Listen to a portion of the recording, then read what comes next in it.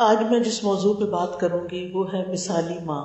آپ کہیں گے ہم میں سے بہت سی بچیاں ابھی تو شادی بھی نہیں ہوئی اور آپ ماں بننے پہ بات کر رہی ہیں، لیکن یہ ہے کہ ہر بچی کے اندر، ہر عورت کے اندر فطرتاً اللہ سبحانہ و تعالیٰ نے ماں بننے کا ایک شوق رکھا ہوتا ہے۔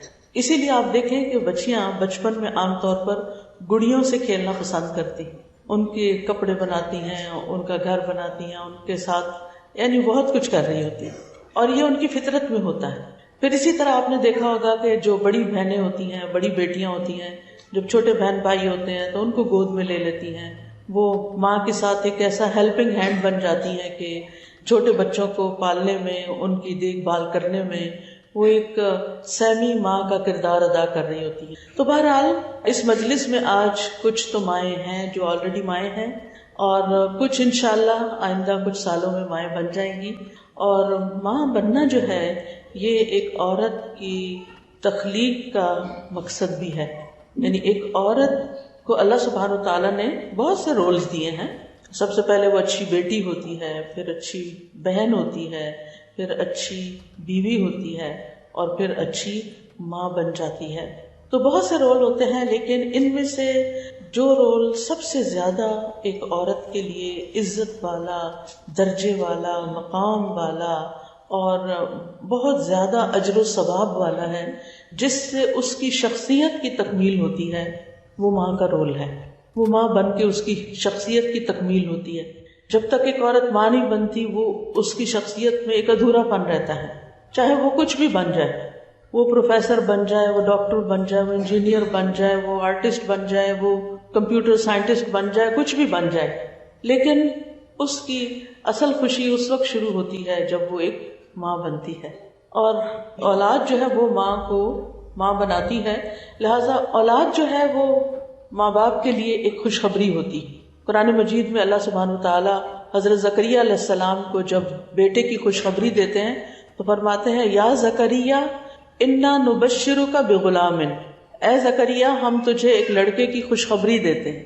یعنی اولاد کا ہونا جو ہے ماں باپ کے لیے ایک خوشی کا باعث ہے، خوشخبری کا باعث ہے، یعنی گڈ نیوز ہے۔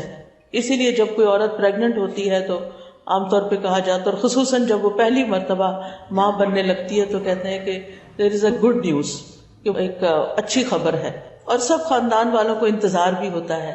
اور جب بچہ پیدا ہو جاتا ہے تو سب کی خوشیوں کی انتہا ہوتی ہے۔ مجھے یاد ہے کہ میرا جب سب سے بڑا بھائی پیدا ہوا، ہم 3 بہنوں کے بعد، تو اتنی میرے والد نے خوشی منائی کہ مجھے اب بھی یاد ہے۔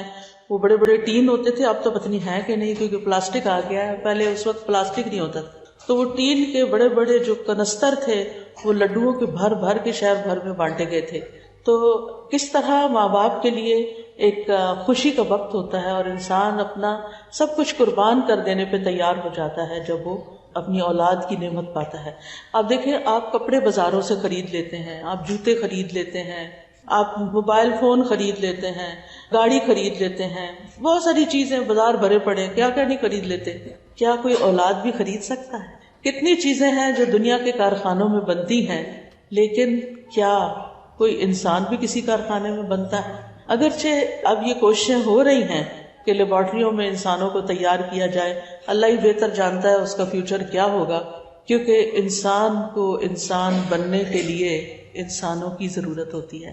انسان فیکٹریوں میں اگر بنایا جائے اور نہ ماں ہو، نہ باپ ہو، اور نہ کوئی بہن بھائی ہو، اور وہ ایک مشین کی طرح ایک پروڈکٹ ہو، آپ سوچیں اس کے دل کے اندر کیا ہمدردی ہوگی کسی کی، کیا محبت ہوگی، اور کیا اس کو کسی کا درد ہوگا؟ کچھ بھی نہیں، وہ تو ایک مشین کی طرح ایک مشین ہی ہوگا۔ اب بھی آپ دیکھیں کہ بہت سے انسان جو ہیں وہ مشین ہی بنے ہوئے ہیں، یعنی جب وہ انسانوں کے ساتھ تعلق نہیں رکھتے اور دن رات بس کام ہی کرتے رہتے ہیں، جیسے مغرب وغیرہ میں ہوتا ہے۔ آپ نے دیکھا ہوگا، اگر آپ میں سے کچھ لوگ لندن یا کینیڈا یا ان علاقوں میں گئے ہوں تو آپ نے دیکھا ہوگا صبح 5 بجے وہ گھر سے نکل جاتے ہیں اور شام کو واپس آتے ہیں، اور سارا دن باہر گزرتا ہے۔ آپ یقین کریں کہ ہمارے گھر کے سامنے ہی ایک آفس ہے جس میں دیکھتی ہوں کہ بعض اوقات سردیوں میں ہمارا سورج جو ہے وہ تقریباً 8:45 کے نزدیک نکلتا ہے۔ ان کی ڈیوٹی 8 بجے شروع ہوتی ہے، جب ہماری ابھی فجر ہو رہی ہوتی ہے، تو میں دیکھتی ہوں کہ اندھیرے میں وہ گاڑیاں آ کے صبح صبح کھڑی ہو جاتی ہیں، اور شام کو سردیوں میں ہمارا سورج کو 4:45 یا 4:40 پہ غروب ہو جاتا ہے، اور وہ ابھی اندر ہی بیٹھے ہوتے ہیں، 5 بجے وہ نکلتے ہیں. تو یہ اتنی دیر وہ یعنی اندھیرے میں آتے ہیں اور اندھیرے میں جاتے ہیں. بعض اوقات تو لنچ ٹائم پہ باہر نکلتے ہیں، کئی دفعہ اتنی برف پڑی ہوتی ہے وہ باہر بھی نہیں نکل سکتے، اندر ہی رہتے ہیں. تو کبھی کبھی دیکھ کے مجھے ایسا لگتا ہے کہ یہ صبح ایک جیل میں آتے ہیں، شام کو ایک جیل سے باہر نکل جاتے ہیں، اور ہر کوئی اپنے ڈیسک پہ بیٹھا ہوا ہے، ہر کوئی اپنے کمپیوٹروں پہ کام کر رہا ہے، کسی کو کسی کی خبر نہیں، کوئی بیمار ہے، تندرست ہے، کیا نہیں. آپ بیمار ہیں تو یہ آپ کے اوپر ہے، آپ کی نوکری جا سکتی ہے اگر آپ کام پر نہیں آئے. آپ لیٹ ہو گئے 3 دن تو آپ کو نوکری سے نکالنے کا حق رکھتے ہیں. تو ایسی زندگی ٹھیک ہے، بہت پروڈکٹیو ہے، بہت ترقی کی ہے، سب کچھ ہے، لیکن آپ سوچئے ایسے کاموں میں اور ایسی مصروفیت میں انسانیت کدھر جاتی، محبتیں اور تعلق اور رشتے اور ایک دوسرے کی شکل دیکھنا. اسی لیے آپ دیکھیں کہ وقت کے ساتھ ساتھ ایسی جگہوں پر جو اس طرح کا لائف سٹائل ہوتا ہے اس کی وجہ سے ایک ڈپریشن اور ایک مایوسی اور ایک انسان بیزاری اور ایک عجیب سی فضا پیدا ہو جاتی ہے، جس پہ دوسرے کا دکھ درد جو ہے وہ اس طرح محسوس نہیں ہوتا. کہتے ہیں نا درد دل کے واسطے پیدا کیا انسان کو. اللہ سبحانہ وتعالیٰ کی عبادت کے لیے تو بہت سے فرشتے ہیں، ساری مخلوق اس کی تسبیح کر رہی ہے. یہ ایک ایک درخت کا ایک ایک پتا سبحان اللہ کہہ رہا ہے اپنی اپنی زبان میں. لیکن یہ آپ دیکھیں ایک درخت کھڑا ہے نا اور دوسرا کھڑا ہے، اس کے اگر پتے جھڑ جائیں نا، وہ پیلا ہو جائے، تو اس درخت کو کوئی احساس نہیں کہ یہ بیچارہ ساتھ والا سوکھ گیا. یا اگر اس کو کوئی کاٹنے کے لیے آ جائے تو وہ آگے بڑھ کے یہ نہیں کہے گا ہائے اس کو نہ کاٹو. اسی طرح 10-12 گائے بھینسیں کئی کھڑی ہوتی ہیں جہاں دودھ کے لیے ڈیری فارمز جیسے ہوتے ہیں، اگر آپ نے کبھی دیکھا ہو، سڑکوں پہ سے بھی گزرتے ہوئے ایسے منظر نظر آتے ہیں. تو میں اکثر دیکھ کے میں کہتی ہوں کہ یہ جتنی بھی کھڑی ہیں نا، یہ اپنے آپ میں ہی کھڑی ہیں. اس کے ساتھ والے کے پیٹ میں درد ہے تو اس کو کوئی پتہ نہیں دوسری کو. نہ انہوں نے ہنسنا ہے، نہ مسکرانا ہے، نہ رونا ہے، نہ ہی کوئی اپنے دل کا حال کسی کو بیان کرنا ہے. جب سے پیدا ہو رہے ہیں گھاس کھا رہے ہیں، بڑے ہو رہے ہیں، پھر انہوں نے بچہ پیدا کرنا ہے، پھر انہوں نے دودھ دینا ہے، پھر ایک وقت آئے گا یا ان کو ذبح کر لیا جائے گا یا وہ مر جائیں گے. لیکن اسی طرح فرشتے ہیں، تو فرشتے جو ہیں ان کے اندر عقل ہے، لیکن ان کو کھانے پینے کی کوئی ضرورت نہیں، اور وہ کوئی گناہ کا کام نہیں کرتے، ان کے اندر کوئی خواہش بھی نہیں، بس وہ اللہ کی عبادت کرتے ہیں، جو ان کو حکم ملتا ہے وہ کرتے رہتے ہیں اور اپنی تسبیح کرتے ہیں. جانور بھی تسبیح کرتے ہیں، یہ پرندے بھی تسبیح کرتے ہیں، یہ پودے اور پتے بھی تسبیح کرتے ہیں، یہ ساری مخلوق. لیکن انسان کو اللہ سبحانہ تعالیٰ نے نہ فرشتہ بنایا ہے اور نہ جانور بنایا ہے. اس کے اندر ان دونوں کی خصوصیات ضرور رکھی ہیں، یعنی جو فرشتوں کی خصوصیت ہے عبادت کرنے کی، اللہ کو پہچاننے کی، عقل، وہ ساری بھی انسان کے اندر ہے. دوسری طرف جانوروں کے اندر خواہشات ہوتی، ان کو آپ نے دیکھیں گائے بھینس کو اگر آپ کسی فیلڈ میں کسی کھیت میں چھوڑ دیں تو وہ کیا کرتی ہے وہاں خراب نہیں کرتی، ہر وقت چرتی رہتی ہے بیچاری یعنی وہ گھاس کھاتے رہتے. یہاں پر ہمارے ملک میں اتنا رواج نہیں، لیکن اگر آپ کبھی کچھ اور ملکوں میں جیسے لندن وغیرہ میں آپ دیکھیں گے کہ بڑے بڑے گراسy فیلڈز ہیں، دور دور تک گھاس ہے، اور اس میں آپ کو گائے اور بھیڑیں اور وہ آپ کو چرتی نظر آئیں. اگر آپ غور کریں نا تو زمین سے کھا رہی جا رہی اور کھا رہی، چل پھر رہی اور کھا رہی. کچھ لوگ انسان بھی ایسے ہی کرتے ہیں، چل پھر رہے ہوتے ہیں اور کھا رہے ہوتے ہیں. بڑی حیرت ہوتی ہے کہ یہ کیا کر رہے ہیں. تو بہرحال وہ جو گائے بھینس ہوتی ہے نا، اس کی زندگی کا کام کھانا پینا اور بچے پیدا کرنا، دودھ دینا، اور بس ختم. اب آپ دیکھیں کہ اللہ سبحانہ تعالیٰ نے ہم سے یہ مطالبہ نہیں کیا کہ ہم فرشتے بن کے رہ جائیں اور ہم صرف عبادت کریں اور صرف مصلی پہ بیٹھے رہیں یا صرف ذکر کریں اور ہم کسی سے کوئی بات نہ کریں اور ہم کچھ کھائیں پیئیں نہیں، یا ہم شادی نہ کریں، یا ہم خوش نہ ہوں، یا کسی سے ملے جلے نہیں. یعنی ایسا نہیں کہا، لیکن ہمیں کیا کہا ہے کہ ہم ایک طرف اپنی عقل استعمال کریں، عبادت بھی کریں، یعنی فرشتوں والی کچھ کوالٹیز اپنا لیں، اور دوسری طرف ہم کھائیں پیئیں بھی اور بچے بھی پیدا کریں اور زندگی بھی گزاریں، لیکن جانوروں کی طرح نہیں. ہم نے نہ فرشتہ بننا ہے اور نہ جانور بننا ہے، ہم نے کیا بننا ہے؟ انسان بننا ہے. انسان اللہ تعالیٰ کی یونیک کریشن ہے، بہت ہی پیاری کریشن ہے، جس کے پاس عقل بھی ہے، جس کے پاس جذبات بھی ہیں، خواہشات بھی ہیں، اور وہ ان خواہشات کے ساتھ بہت اچھے اچھے کام بھی کرتا ہے، لیکن جب کوئی بھی چیز اپنی لمٹ سے آگے نکل جاتی ہے نا، بڑھ جاتی ہے، تو پھر تباہی آتی ہے، پھر فساد ہوتا ہے. اب آپ دیکھیں کہ کچھ لوگ نا عقل استعمال کرتے ہیں، وہ ہر چیز میں عقل کو لے آتے ہیں.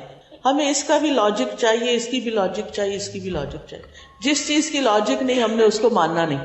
وہ کہتے ہیں آپ ثابت کریں اللہ تعالیٰ ہے، ہمیں اس کی لاجک چاہیے.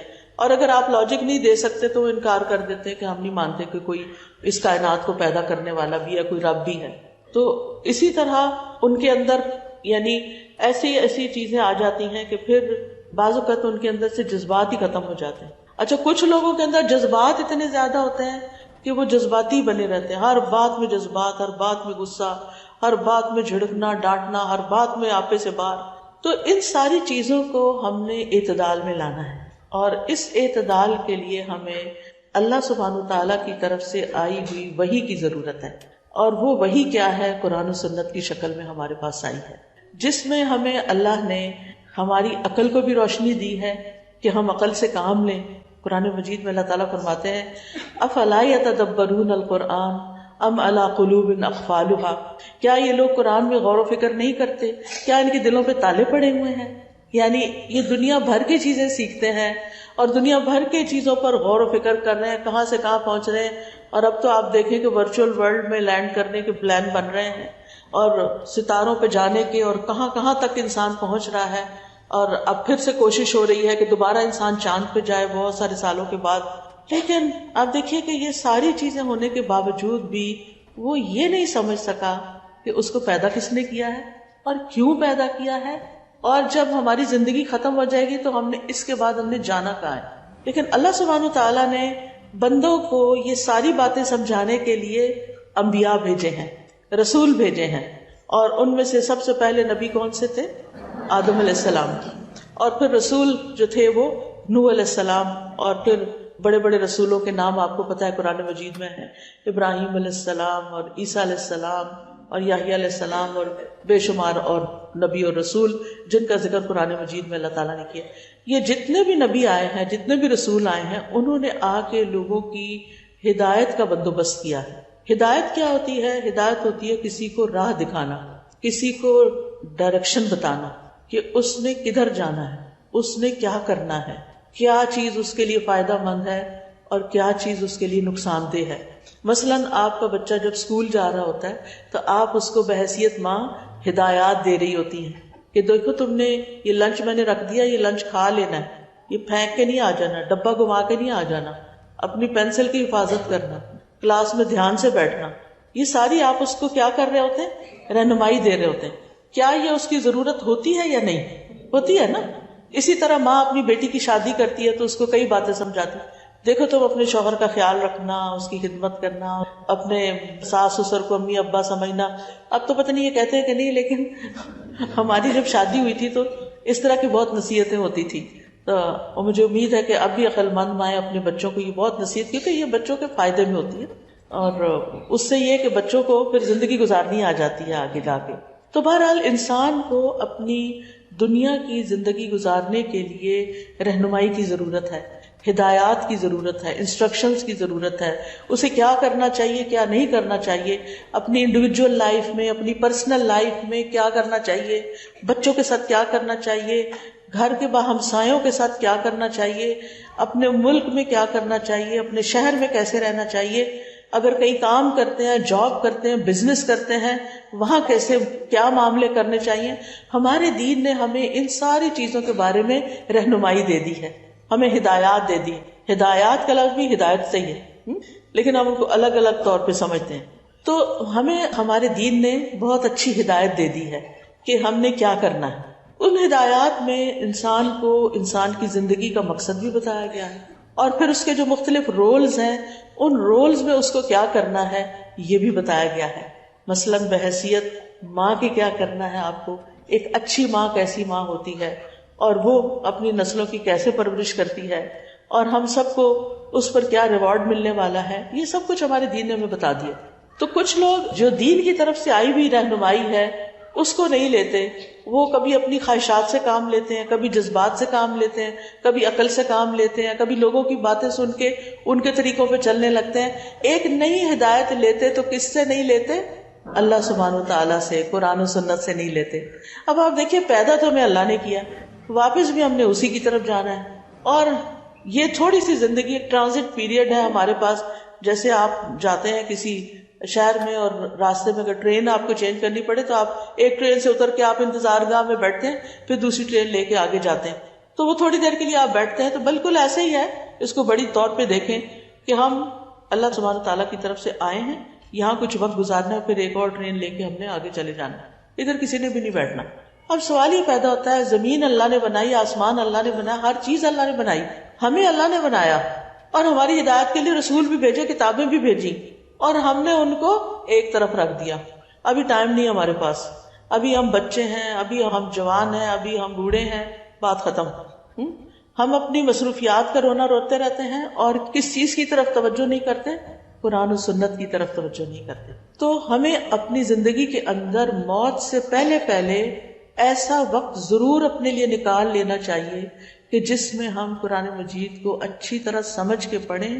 صرف قرآن ہی نہیں بلکہ نبی صلی اللہ علیہ وسلم کی احادیث کو بھی, کہ جس کے ذریعے ہمیں یہ پتا چلے کہ ہمارے رب نے اس زمین پر رہنے کے کیا طریقے ہمیں سکھائے ہیں, اور پھر ہم کس طرح اس رب کو خوش کر سکتے ہیں, اور کس طرح جب ہم اس کے پاس واپس جائیں گے تو وہ ہماری بہترین مہمان نوازی کرے گا. جنت جو ہے وہ اللہ سبحانہ تعالیٰ کی جتنی بھی کریشن ہے, اللہ نے بہت کچھ بنایا, اتنا کچھ. آپ کو پتا نہیں کہ پہلے سائنٹسٹ صرف سامنے کی گیلیکسیز, اسٹار, یہ جو جس گیلیکسی میں ہماری زمین ہے نا, وہ تو بہت چھوٹی سی ہے, اس میں سولر سسٹم ہے اور اس میں کچھ ملین ٹریلین ستارے ہوں گے, لیکن یہ ایک بڑے کلسٹر کا حصہ ہے. اور پھر آپ دیکھیں کہ جو سائنٹسٹ نے یہ سارا کچھ ڈسکور کر لیا تو اس کے آگے نہیں جا پا رہے تھے کہ بلیک ہولز تھے. اب کیا ہوا ہے کہ سیکنڈ فیز میں چلیں گے, بلیک ہول پار کر کے اس سے بھی آگے خوبصورت دنیا دیکھ لی انہوں نے. یعنی انسان دن بدن آگے جا رہا ہے. اب آپ دیکھیے کہ اللہ سبحانہ تعالیٰ نے تو 7 آسمان بنائے, اور پھر ان 7 آسمانوں کے پار اللہ نے جو ہے وہ جنت بنائی, اور اس جنت میں سب سے اعلیٰ جنت جنت الفردوس بنائی. اور جنت اتنی خوبصورت جگہ ہے کہ جس کی کوئی مثال ہی نہیں ہے دنیا میں. اور وہ کس کے لیے بنائی؟ انسانوں کے لیے بنائی. انسان اللہ تعالیٰ کی تخلیق کا ماسٹر پیس ہے, عقل سمجھ رکھنے والا, دیکھنے والا, سننے والا, بولنے والا, سوچنے والا, بڑے بڑے کام کرنے والا, کائنات کو مسخر کرنے والا. یعنی انسان, دنیا میں بہت کچھ ہو رہا ہے, بڑے بڑے کام ہو رہے ہیں, اور اسی طرح اللہ تعالیٰ نے اس انسان کے لیے جو اتنی یونیک کریشن ہے اللہ تعالیٰ کی, اس کے لیے جنت بنائی, لیکن ساتھ ہی اس کے لیے ایک سزا خانہ جیل بھی بنائی ہوئی. جو انسان اپنے آپ کو پہچان لیں گے, اپنے رب کو پہچان لیں گے, اس زمین پر رہتے ہوئے رب کی مرضی کے مطابق چلیں گے, وہ مرنے کے بعد رب کی اس جنت میں داخل ہوں گے, اور رب ان کی بہترین مہمان نوازی کرے گا. کیونکہ وہاں پر نہ تو کوئی کام ہوگا, اور نہ ہی کوئی مشقت ہوگی, نہ بڑھاپا ہوگا, نہ بیماری ہوگی, نہ دھوپ ہوگی, نہ بھوک ہوگی, کوئی تکلیف نہیں ہوگی, صرف آرام ہی آرام, خوبصورتی خوبصورتی, اور راحتیں ہی راحتیں, ہر طرف نعمتیں ہی نعمتیں. یہ اللہ نے اپنے پیارے بندوں کے لیے بنائی. ان نعمتوں کی قیمت ہے, یہ فری میں نہیں ملتی, اس کے لیے کچھ اسٹرگل کرنی پڑتی, محنت کرنی پڑتی. دنیا میں بھی آپ اگر کسی مقام پر پہنچنا چاہیں تو آپ کو کچھ کرنا پڑتا ہے, ایسے بیٹھے بیٹھائے کچھ نہیں ملتا, ہاتھ پاؤں مارنے پڑتے ہیں. اسی طرح اس جنت کو حاصل کرنے کے لیے بھی ہاتھ پاؤں مارنے پڑتے ہیں, اس کے لیے محنت کرنی پڑتی ہے. وہ محنت کیا ہے؟ وہ محنت یہ ہے کہ ہم اپنے صبح سے شام اس طریقے کے مطابق گزاریں جو ہمارے رب نے ہم سے چاہا. اس صبح سے شام تک رب نے ہمیں کیا دیا ہے؟ 5 نمازیں دی, 5 وقت میرے حضور آ جاؤ. یہ تیاری ہے اس دن کی ملاقات کے لیے. یہ ہم نماز میں اصل میں کیا کرتے ہیں؟ اللہ تعالیٰ کے سامنے جا کے کھڑے ہو جاتے ہیں. اور مرنے کے بعد جب ہم اپنی قبروں سے اٹھیں گے نا, جیسے روز اپنے بستر سے اٹھتے ہیں, کبھی اچھے خواب آتے ہیں اور کبھی برے آتے ہیں, تو ایسے ہی کچھ لوگوں کی قبر جو ہے نا اس میں خوبصورتی ہوگی, اور کچھ لوگوں کے خواب وہاں یا جو بھی ان کے اوپر گزرے گا وہ بہت برا ہوگا. پھر وہ وہاں سے سو کے جب اٹھیں گے تو سارے کے سارے دوڑ رہے ہوں گے کس کی طرف؟ اللہ رب العزت کی طرف, اور اللہ سبحانہ تعالیٰ کے سامنے جا کے کھڑے ہوں گے. اللہ سبحانہ تعالیٰ کے سامنے جب جا کے کھڑے ہوں گے تو پھر یعنی انسان اپنا کچھ بھی نہیں چھپا سکے گا, قرآن مجید میں آتا ہے لا تخفى منکم خافیہ، کوئی چیز چھپائی نہیں جا سکے گی. اب اللہ تعالیٰ پوچھے گا تم نے اپنی جوانی کہاں گزاری، تم نے اپنی زندگی کس کام میں لگائی، تم نے اپنے مال و دولت کے ساتھ کیا کیا، یعنی اپنی زندگی کو کس کام میں لگایا. اور اس کو بغیر ٹال نہیں سکے گا انسان. پھر جس کو اللہ چاہے گا معاف کر دے گا اور جس کو چاہے گا پکڑ لے گا. لہٰذا اللہ سبحانہ و تعالیٰ کے سامنے جانے سے پہلے ہمیں اپنی نمازوں کا خیال کر نمازیں پوری کرنی، ان میں ڈنڈی نہیں مارنا، ان کو مس نہیں کرنا. ایک تو عورتوں کی مس ہو جاتی ہیں تو کوئی بات نہیں، وہ تو اللہ تعالیٰ نے خود اجازت دی ہے کہ اس میں کیا کرنا، چھٹی رخصت ہے. لیکن اس کے علاوہ اپنے فرائض پورے کرنے، یہ اللہ کے حق میں سے پہلا حق ہے. رمضان آ جائے تو روزے رکھنے، اللہ تعالیٰ کچھ مال دے دے تو حج کر لیں، کچھ مال ایک سال تک جمع ہو جائے 7.5 تولے سونا یا 52 تولے چاندی یا اس کے برابر کے پیسے، تو سال کے بعد 2.5 اللہ کے راستے میں دے دیں اور باقی 97.5 اپنے پاس رکھ لیں. ہمیں وہ بھی مشکل لگتا ہے، زکوٰۃ دینی، وہ پیسے نکالنے غریبوں کو دینے. اور دیکھیں کتنے لوگ ہیں جو محتاج ہیں، اور اس وقت جو حالات ہے اس کے مطابق تو کتنی محتاج ہیں. یہ ہو گیا اللہ کے حق. اب آ جاتے ہیں بندوں کے حق، جن میں ماں باپ کا حق بھی ہے، جن میں بچوں کا حق بھی ہے، جن میں شوہر کا حق بھی ہے، جن میں بیوی کا حق بھی ہے. اور ان حقوق کے بارے میں پوچھا بھی جائے گا، اور ان حقوق کی معافی تبھی ہوگی جب بندے معاف کریں گے.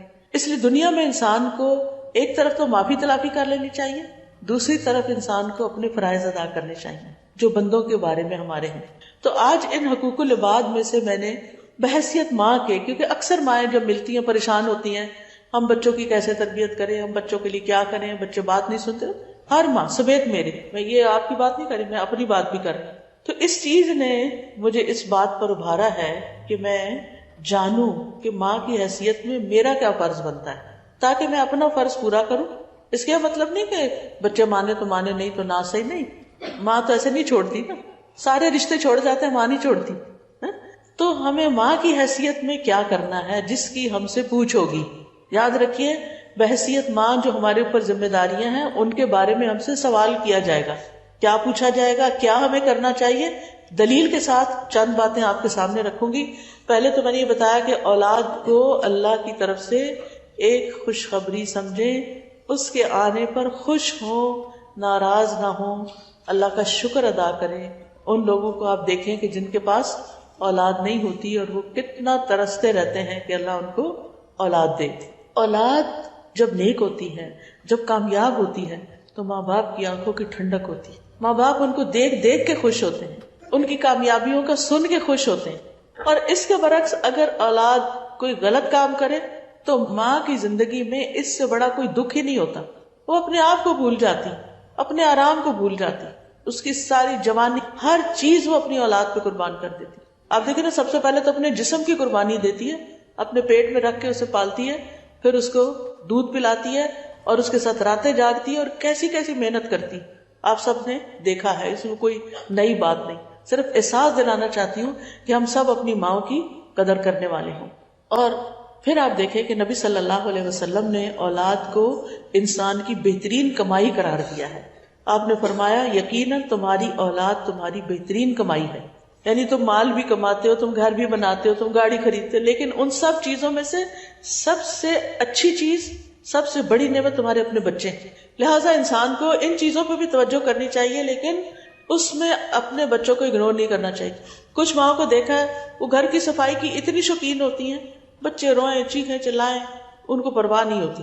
انہوں نے کھایا کہ نہیں، انہوں نے پہنا کہ نہیں، انہوں نے پڑھا کہ نہیں، ان کو اپنا شوق ہے بس. اسی طرح کچھ کو پکانے کا بہت شوق ہوتا ہے، وہ بچے اگنور. میں نہیں کہتی کہ نہ پکائیں یا نہ سجائیں، نہ کچھ، سب کچھ کریں، لیکن بچوں کی قیمت پر نہیں. ان کو بھی ان کا ٹائم دیں. جو بھی ہے، چھوٹے ہیں تو اور ٹائم لیں گے، بڑے ہیں تو اور ٹائم لیں گے. اور اس کے ساتھ ساتھ یہ ہے کہ وہ جیسے بھی ہے نا، وہ بیمار ہیں، وہ صحت مند ہیں، وہ فرما بردار ہیں، وہ نافرمان ہیں، آپ یہ کہیں کہ اللہ نے یہ نعمتیں مجھے دی ہیں، اللہ نے ان کے لیے مجھے ماں بنایا، مجھے چنا ہے، لہذا میں اپنا فرض پورا کروں گی. کیوں؟ اس لیے کہ اس کو پورا کرنے میں میری آخرت کی نجات ہے. جب انسان فوت ہو جاتا ہے نا تو اس کے اپنے عمل ختم ہو جاتے ہیں، پھر اپنے لیے کچھ نہیں کر سکتا. جیسے ہم رات کو سوتے ہوئے کچھ نہیں کر سکتے نا، مرنے کے بعد بھی کچھ نہیں کر سکتے. لیکن جب ہم سو جاتے ہیں تو بعض اوقات ہمارے گھر والے نہیں سو رہے ہوتے، ہمارے ملازم نہیں سو رہے ہوتے، وہ کچھ کام کر رہے ہوتے ہیں جس کا آپ نے ان کو کہا ہوتا ہے، یہ اچھا تم سبزی بنا کے رکھ دینا، تم یہ کر لینا، وہ کر لیں، صفائی کر لیں، وہ لگے رہتے ہیں، وہ کر رہے ہوتے ہیں. ٹھیک ہے. اسی طرح مرنے کے بعد انسان کے لیے کچھ چیزیں فائدہ دے رہی ہوتی ہیں جو وہ خود تو نہیں کر رہا تھا، کچھ اور لوگ کر رہے ہوتے ہیں. ان میں نمبر 1 نیک اولاد جو ماں باپ کے لیے دعائیں کرتی، جو ماں باپ کے لیے دعائیں کرتی. لہٰذا اپنے بچوں کو اتنا دین ضرور سکھائیں کہ جب ہم قبروں میں پہنچ جائیں، اور ایک دن تو جانا ہی ہے. آج ہم زمین کے اوپر ہیں، کل زمین کے نیچے ہوں گے، اور سب کا یہی انجام ہے. کوئی بھی نہیں بچا ہوا، نہ کوئی بادشاہ، نہ فقیر، نہ کوئی امیر، نہ غریب، نہ کوئی نیک نہ بد. سب کا مقام وہی ہے، نیچے جانا ہے. ٹھیک ہے. تو جب وہاں ہوں گے نا، تو اس وقت ہمارے لیے سب سے بڑی دعا کس کی ہے؟ ہمارے بچوں کی. باقی دنیا بھی کرتی ہے، بہن بھائی بھی کرتے ہیں اور لوگ بھی کرتے ہیں، لیکن ولد صالح یدعو لہ کا ذکر حدیث میں آتا ہے کہ نیک بچہ جو ماں باپ کے لیے دعا کرتا ہے وہ ماں باپ کو پہنچتی ہے، وہ ماں باپ کو فائدہ دیتی ہے. ان کا درجہ جب بلند ہوتا ہے، یعنی جو روحیں جنت میں ہوتی ہیں مرنے کے بعد، برزخ میں جو علیین ہے اس میں ہوتی ہیں، ان کو اپ گریڈ کیا جاتا ہے. وہ پوچھتے ہیں یہ کس لیے، یعنی یہ ہمارے ساتھ یہ کیوں ہوا ہے؟ تو بتایا جاتا ہے یہ تمہاری اولاد کی دعاؤں کی وجہ سے، ان کی استغفار کی وجہ سے. اس لیے بچوں کو اتنا ضرور سکھا دیں کہ وہ آپ کے جانے کے بعد آپ کی بخشش کی دعا کریں. میں اپنے بیٹے کو کہتی ہوں کہ دیکھو، اگر میں مر جاؤں اور تمہیں میرا جنازہ پڑھانا پڑے، تمہیں جنازے کی دعا آتی؟ اگر نہیں آتی تو سیکھو. کیونکہ ایک بچے کو ماں کے جانے کا جو غم اور دکھ ہو سکتا ہے، اور جو دعا وہ کر سکتا ہے، وہ کوئی مولوی صاحب نہیں کر سکتے، وہ کوئی اور نہیں کر سکتا، وہ آپ کے پیارے ہی کرتے.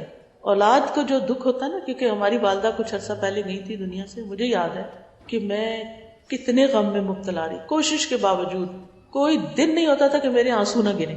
میں کہتی یہ مجھے کیا ہو گیا، میں تو اچھی بلی اسٹرانگ عورت ہوں، لیکن وہ مجھے لگتا تھا جیسے میرے جسم کا ایک حصہ چلا گیا، یعنی کنٹرول ہی نہیں رہتا تھا اپنے اوپر. اور یہ اکثر لوگوں کا حال ہوتا ہے کہ ماں کے فوت ہونے پر باپ کا بھی بڑا غم ہوتا ہے، لیکن ماں کا کچھ رشتہ عجیب ہوتا ہے کہ جس نے پیدا کیا، جس نے میرے لیے تکلیفیں اٹھائیں، جو میرے لیے دعائیں کرتی تھی آج دنیا میں نہیں، اب میرا فرض بنتا ہے میں اس کے لیے دعائیں کروں. وہ ساری زندگی میرے لیے کرتی رہی، اب میری ذمہ داری ہے، میری باری ہے کہ میں اس کے لیے کچھ کروں. اس لیے اپنے بچوں کی ایسی تربیت کریں کہ جس میں ان کو دین ضرور سکھائیں کہ جب وہ نماز پڑھیں گے آپ کو بھی ثواب ملے گا. آپ کو پتہ ہے نا کہ ایک حرف پڑھتا ہے جب انسان قرآن کا 10 نیکیاں ملتی. اگر آپ نے اپنے بچوں کو خود سورۃ فاتحہ سکھائی ہے نا، اور وہ دن میں 5 دفعہ نماز پڑھتے ہیں، تو صرف فرض نمازوں میں بھی اگر وہ سورۃ فاتحہ پڑھتے ہیں تو 5 نمازوں کا وہ ثواب آپ کو ساتھ ساتھ ملتا رہتا ہے. ہر حرف پہ 10 نیکیاں. آپ سوچیں کتنی نیکیاں ایک دن میں آپ کو مرنے کے بعد بھی پہنچ جائیں گی، اور وہ جو دعائیں کریں گے وہ اس کے علاوہ ہوگی. تو کتنا ضروری ہے کہ ہم اپنے بچوں کو یہ چیزیں سکھائیں. نبی صلی اللہ علیہ وسلم نے فرمایا انسان جب مر جاتا ہے تو 3 اعمال کے علاوہ سارے اعمال منقطع ہو جاتے ہیں. صدقہ جاریہ، یا وہ علم جس سے نفع اٹھایا جائے، یعنی اگر آپ کسی کو کچھ سکھاتے ہیں، یا نیک اولاد جو اس کے لیے دعا کرتی ہے. یاد رکھیں اولاد کا ہونا خوشخبری کے ساتھ ساتھ ذمہ داری بھی ہے، اور اولاد کے بارے میں باپ سے بھی پوچھا جائے گا، لیکن باپ کے اوپر اوور آل سب کی ذمہ داری ہے، مگر بچوں کی ذمہ داری کے بارے میں خاص ماں سے پوچھا جائے گا، کیونکہ وہ ان کو پیدا کرتی ہے، وہ ان کو پالتی ہے، وہ ان کو سکھاتی ہے. اب دیکھیں کہ 2 سال تک بچہ ماں کے ساتھ چمڑا رہتا ہے، اس کا دودھ پیتا ہے، جو تھوڑی بہت تکلیف ہوتی ہے اسی کے پاس بھاگ کے آ جاتا ہے، بس وہ کہتا ہے میری ماں. اور خاص طور پہ اگر بچے بیمار ہو جائیں تو پھر آپ دیکھیں کیا کرتے ہیں، ماں کو چھوڑتے نہیں ہیں. تو اب وہ کیا ہوتا ہے کہ ماں جب ماں بن جاتی ہے تو پھر ایک ذمہ دار حیثیت بن جاتی ہے، اور اس سے اس کے بارے میں پوچھا جائے گا. حدیث میں آتا ہے عورت اپنے شوہر کے گھر اور اس کے بچے کی نگران ہے، اور اس سے ان کے بارے میں پوچھا جائے گا. پھر آپ دیکھیے کہ جب انسان ماں بنتا ہے تو ماں ہونے کی حیثیت سے بچے ماں کو ہر سٹیج پہ تنگ کرتے ہیں، کبھی رو کے، کبھی شرارتیں کر کے، کبھی نہ پڑھ کے، کبھی نہ کام کر کے، ہر طرف سے. لیکن مثالی ماں جو ہوتی ہے نا، وہ بچے کے لیے شفیق اور مہربان ہے. وہ ساری اپنی ٹینشنیں، وہ بچہ جو ہے نا سارے اپنے رنج غم دکھ اس کو سنانے کے لیے کوئی چاہیے ہوتا ہے جب تک شادی نہیں ہو جاتی. اور اگر اچھا اس کو بیوی یا شوہر مل جائے تو وہ ایک الگ بات ہے، لیکن اس کو ماں چاہیے ہوتی. اگر ماں ہی ڈانٹ دے اور ماں ہی جھڑک دے اور ماں ہی ناراض ہو جائے تو پھر وہ ادھر ادھر چلا جائے گا. لہٰذا بحیثیت ماں کے اپنے بچوں کی اچھی بری جو بھی باتیں وہ ہمدردی سے سنا کریں، غور سے سنا کریں، ان کو توجہ دیا کریں، اور ان کو کانفیڈنس دیں کہ وہ غلطی کر کے بھی آپ کے پاس آ کے آپ کو سچ بتائیں کہ ہم سے ہی غلطی ہوئی ہے، اور آپ سن کے ایک دم ریاکشن نہ کریں بلکہ ضبط نفس سے کام لیں، کنٹرول کریں، اللہ کو فوراً پکاریں، یا اللہ اب تو میری مدد کر کے میں اس کے ساتھ کیسے ڈیل کروں، ٹھیک ہے نا۔ نبی صلی اللہ علیہ وسلم نے فرمایا اونٹوں پہ سوار ہونے والی عورتوں میں سے سب سے بہترین قریشی عورتیں ہیں، اپنے بچے پر سب سے زیادہ محبت اور شفقت کرنے والی، اور شوہر کے مال اسباب کی سب سے بہتر نگران اور محافظ۔ یعنی ایک اچھی عورت کی خوبی بتا دی گئی کہ بچوں کے ساتھ مہربان اور گھر کی حفاظت کرنے والی۔ نبی صلی اللہ علیہ وسلم نے یہ بھی فرمایا کہ جس نے ہمارے چھوٹوں پہ رحم نہ کیا اور ہمارے بڑوں کے حق کو نہ پہچانا وہ ہم میں سے نہیں۔ تو یہ ہماری دینی ذمہ داری ہے کہ ہم اپنے سے چھوٹوں پر کیا کریں؟ شفقت کریں، مہربانی کریں۔ حضرت عائشہ کے پاس ایک عورت آئی، حضرت عائشہ نے اس کو 3 کھجوریں دی، گھر میں اتنا ہی تھا۔ اس عورت نے کیا کیا؟ اپنے دونوں بچوں کو ایک ایک کھجور دے دی، تیسری اپنے لیے رکھ لی۔ بچوں نے کھجوریں کھا لی، پھر ماں کو دیکھنے لگی، اس نے تیسری کھجور کا آدھا آدھا کیا اور پھر دونوں بچوں کو دے دیا، خود بھوکی رہی۔ یہ ہوتی ہے نا ماں۔ اس کے بعد نبی صلی اللہ علیہ وسلم گھر تشریف لائے، حضرت عائشہ نے آپ سے یہ قصہ بیان کیا۔ آپ نے فرمایا حیرت کی بات نہیں، اللہ نے اس پر رحم فرما دیا کیونکہ اس نے اپنے دونوں بچوں پہ رحم کیا۔ اپنے بچوں پہ رحم کر رہی ہے، اللہ اس کے بدلے اس پر رحم فرمائے گا۔ یعنی بعض اوقات ہم یہ سمجھتے ہیں کہ اگر ہم گھر سے باہر کسی کی خدمت کریں گے، کسی کے کوئی کام آئیں گے، اس کو کوئی صدقہ دیں گے، کوئی چیز کھانے کو دے دیں گے تو ہمیں بڑا ثواب ملے گا۔ نہیں، چیریٹی بگنز ایٹ ہوم، گھر سے شروع ہوتا ہے، گھر سے آغاز کریں۔ اگر آپ اپنے بچوں کو کھلاتی ہیں پلاتی ہیں، بعض اوقات یہ بھی ہوتا ہے باپ کے پاس کمائی کا ذریعہ کوئی نہیں ہوتا، باپ کوئی نہیں کما رہا ہوتا یا آمدنی کم ہوتی ہے، اس صورت میں عورت کو بھی کام کرنا پڑ جاتا ہے، ہم سب جانتے ہیں اس بات کو۔ اور جو عقل مند عورتیں ہوتی ہیں وہ گھر میں کچھ نہ کچھ بنا کر کے کسی نہ کسی طرح اپنے بچوں کو فیسیلیٹیٹ کرتی رہتی ہیں کہ یہ کچھ بن جائیں۔ اس ایفرٹ کو بیکار نہ سمجھیں، یہ آپ کے لیے آپ کے نیکیوں میں کاؤنٹ ہوگی۔ ہاں ایک بات ہے، یہ نیکی کرنے کے بعد بچوں پہ ہر وقت احسان نہ جتائیں، میں نے تمہارے لیے یہ کیا، میں نے تمہارے لیے وہ کیا، نہیں۔ مومن کو ہر کام اللہ کے لیے کرنا ہوتا ہے، مومن اس کا اجر اللہ سے چاہتا ہے، اور یہی چیز اس کو یہ اچھے کام کرواتی رہتی ہے اس سے کہ مجھے اللہ سے بدلہ مل جانا ہے، یہ ضائع تھوڑی گیا ہے۔ جو میں نے اپنے بچے پہ خرچ کیا ہے، جو میں نے اپنے بچے پہ محنت کی ہے، اللہ اس کا قدردان ہے۔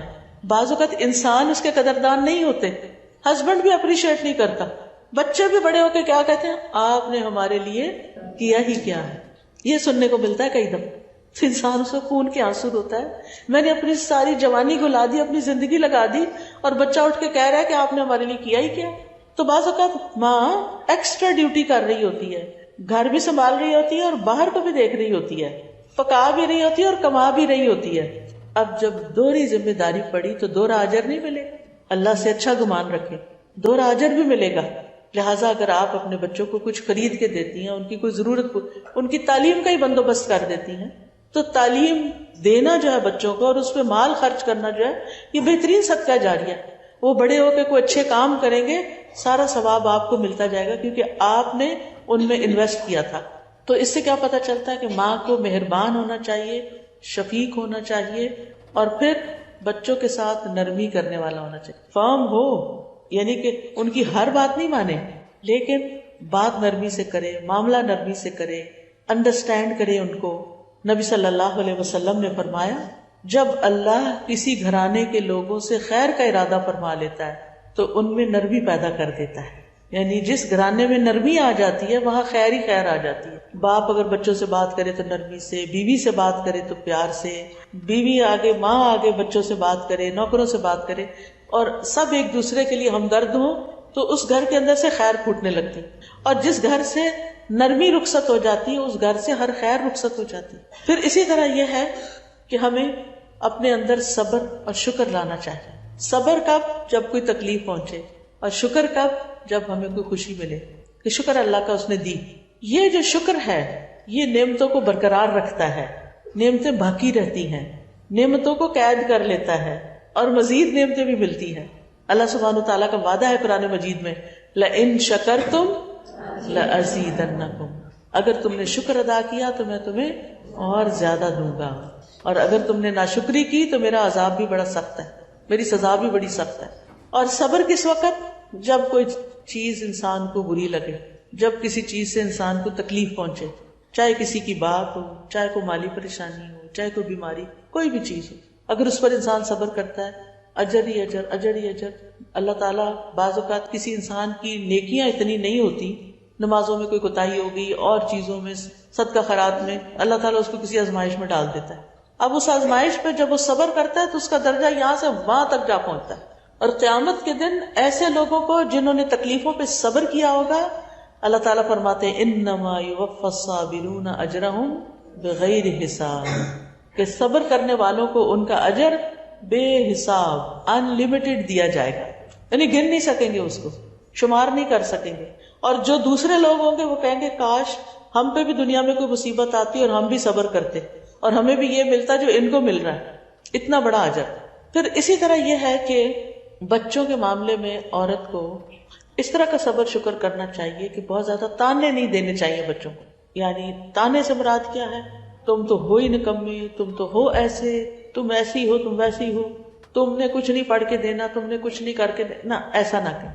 اس لیے کہ بچے جو باتیں روز سنتے ہیں نا، پھر وہ وہی کرنا شروع ہو جاتے ہیں۔ حوصلے سے کام لیں اور صبر سے کام لیتے ہوئے آپ ان کی گستاخیوں کو، ان کی جو بات نہیں مانتے، ان چیزوں کو برداشت کرنے والے، سمجھانا نہ چھوڑیں، پاس بٹھائیں، پیار کریں، بات کریں۔ بعض اوقات بچے جب گڑبڑ کرنے لگتے ہیں نا، پھر وہ بات نہیں کرتے ماں باپ، پھر وہ کنارہ کشی کرتے ہیں، آئیں گے دروازہ بند کر کے گھر میں بیٹھ جائیں، کرتے ہیں ایسا، اور دن کو سو جائیں گے، راتوں کو جاگیں گے، دن کو سو جائیں گے۔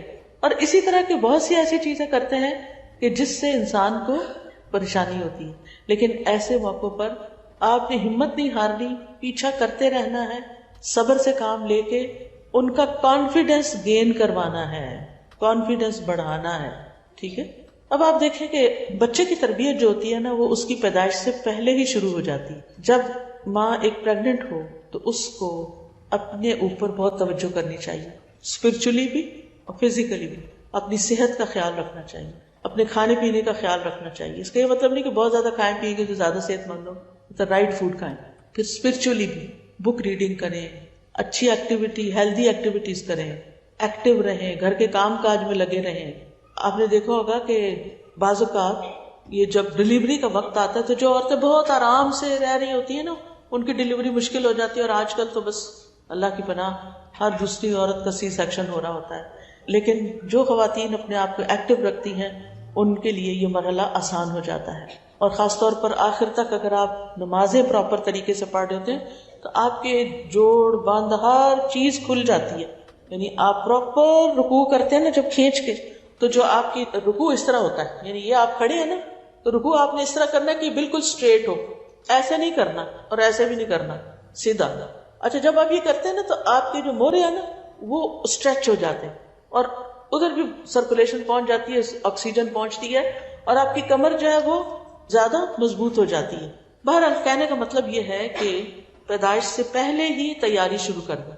یہ بات میں اس لیے کر رہی ہوں کہ بہت سی بچیاں ابھی ماں بنے گی انشاءاللہ، تو اس وقت آپ نے صرف سونے سے کام نہیں لینا، کیونکہ بہت نیند آتی ہے، سب کہتے ہیں پریگنینسی میں نیند آتی ہے، لہٰذا سوتے ہی چلے جاؤ۔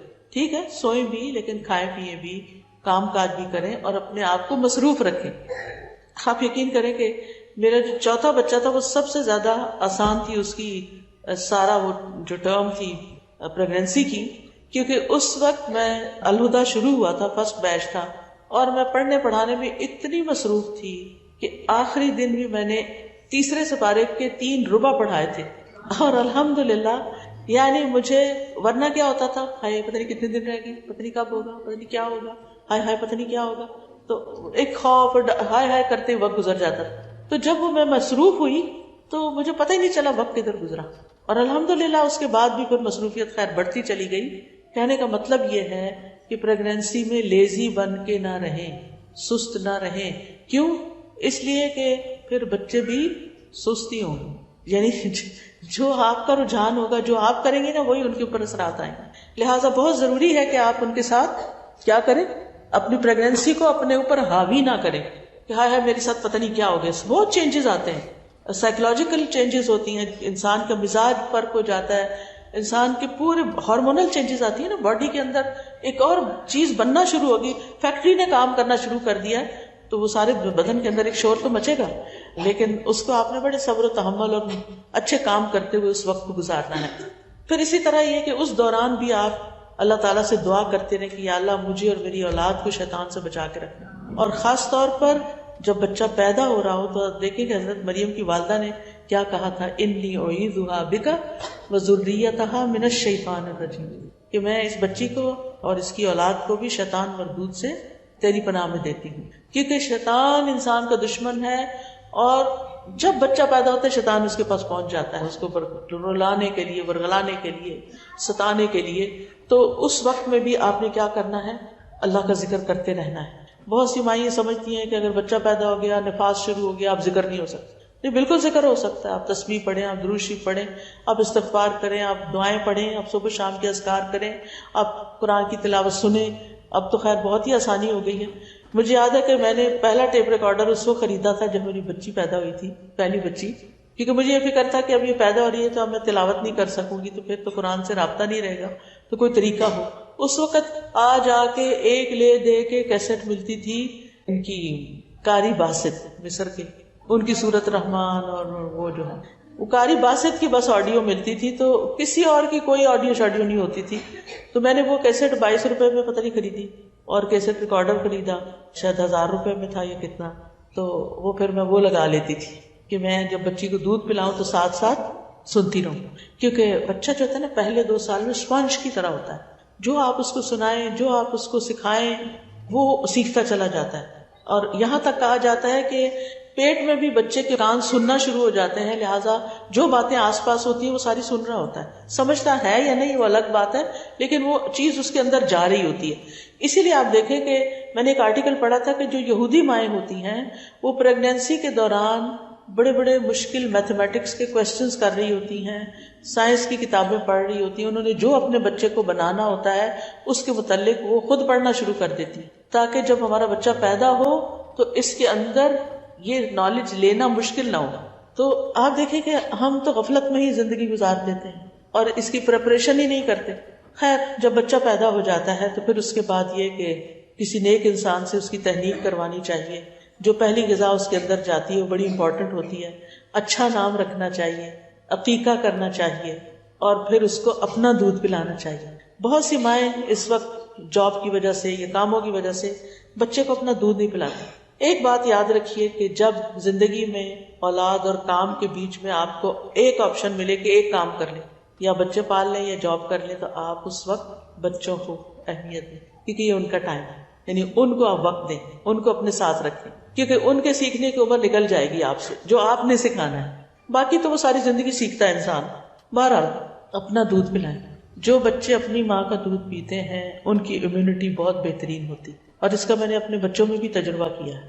میں نے اپنے بیٹے کو پورے 2 سال دودھ پلایا تھا جیسے قرآن میں آتا ہے, اور الحمدللہ وہ کم بیمار ہوتا ہے, اور اگر ہوتا بھی تو جلدی ریکور کر جاتا ہے. تو یہ میں نے اس وقت بھی کہیں پڑھا سنا تھا کہ بچے کو ماں کے دودھ کی وجہ سے اس کے اندر امیونٹی اسٹرانگ ہو جاتی ہے, پھر وہ بہت سی چیزوں کو فائٹ کر لیتا ہے. اس کے ساتھ ساتھ جب آپ دودھ پلاتے ہیں اس کو اپنے ساتھ لگاتے ہیں, اس کو محبت دیتے ہیں, تو اس کے اندر اس محبت کی وجہ سے آپ کے ساتھ ایک اٹیچمنٹ بھی ہوتی ہے, ایک بانڈنگ ہوتی ہے, اور پھر اس کی جب جذباتی ضروریات پوری ہوتی ہیں تو وہ پھر واپس آپ کو بھی محبت دینے والا ہوتا ہے, یعنی بڑے ہو کر.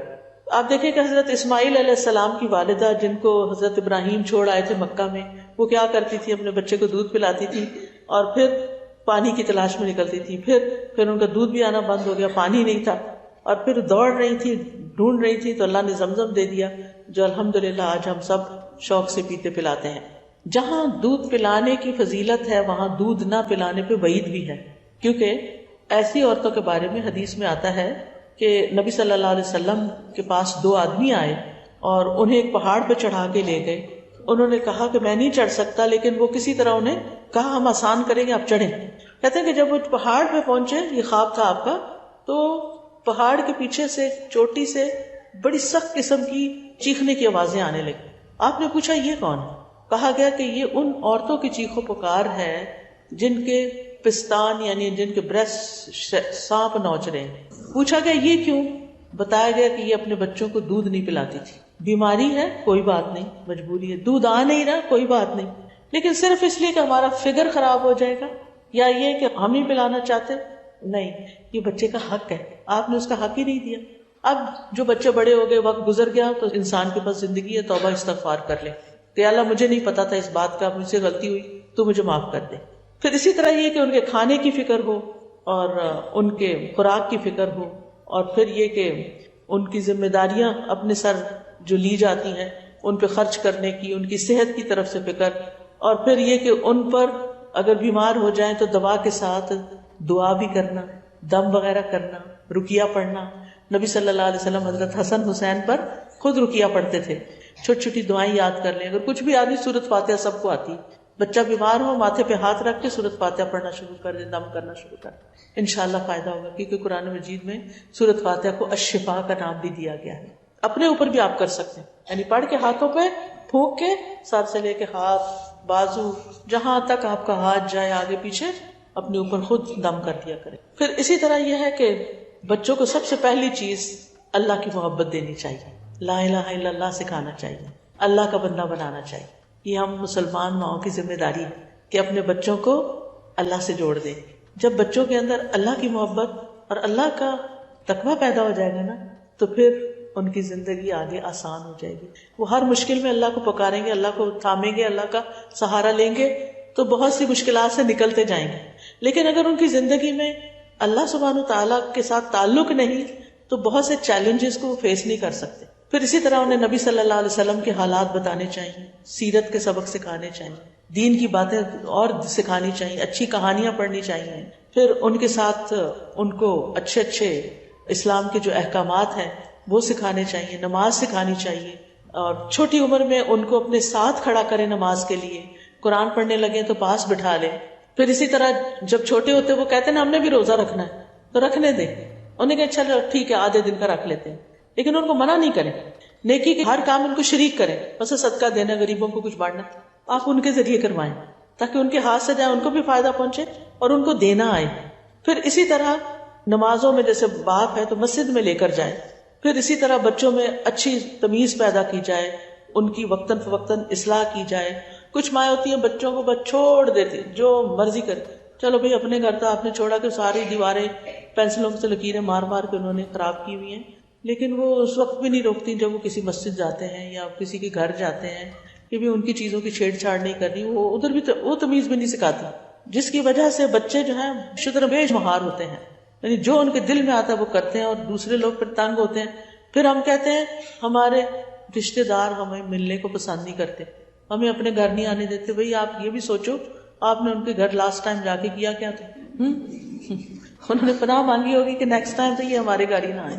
یعنی ہم دوسرے کا قصور فوراً بتاتے ہیں، اپنا نہیں دیکھتے کہ ہم نے کیا کیا. پھر اسی طرح بچوں کو جب کسی چیز سے روکے نا اس کی وجہ بتایا کریں کہ بیٹا میں کیوں روک رہی ہوں تمہیں. اس روکنے کے نقصان آپ کو خود پتہ ہونے چاہیے.